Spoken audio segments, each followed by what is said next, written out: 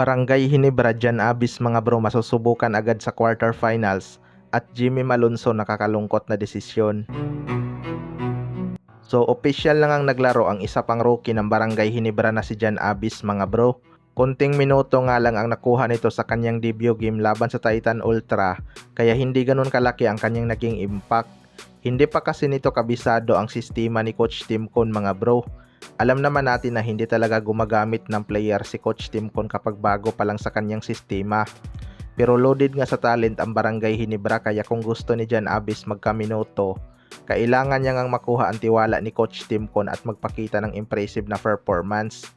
Guardia kasi itong si Jan Abis mga bro, kaya mabibigat ang kanyang kapwistuhan. Nandyan nga sina Scotty Thompson, Stephen Holt at RJ Abarrientos. Alam naman natin na short rotation lang ang ginagamit ni Coach Tim Con, maliban na lang kapag garbage time na makakapaglaro talaga lahat. Pero kapag crucial mga bro, nasa 7 to 8 player nga lang ang rotation ni Coach Tim Con. Masusubukan nga itong si Jan Abis sa quarterfinals kung maging effective siya sa depensa. Hindi malabong ibabad siya sa laban. Pero kapag magkakalat lang siya sa loob, siguradong ibabangko ito ni Coach Tim Con. Si Sunny Estel nga, kahit impressive naman ang kanyang performance, bibihira lang bigyan ng minuto. Kaya dapat magpakita siya ng magandang depensa dahil yun talaga ang tinitingnan ni Coach Tim Con. Sa kabilang banda naman mga bro, Jimmy Malonzo nakakalungkot na desisyon. Matapos ngang buhati ni Jimmy Malonzo ang Gilas Pilipinas sa SEA Games, maraming ang natuwa sa kanyang performance, kaya sigaw ng Hinebra fans na ianban na sa ating liga si Jimmy Malonzo bilang pasasalamat na rin sa kanyang nagawa. Matatandaan na pinatawan ito ng Bani Kumi matapos itong maglaro sa Japan B-League, kahit nagpaalam naman ito ng maayos sa kanyang mother team na Barangay Hinebra. Maraming ang may gusto na makita ulit sa PBA si Jimmy Malonzo kahit sa ibang team na lang siya maglaro.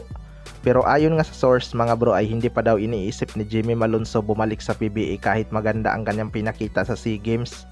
Nakakalungkot talaga tong desisyon ni Jimmy Malonzo mga bro, dahil baka nawala na rin to ng gana bumalik sa PBA.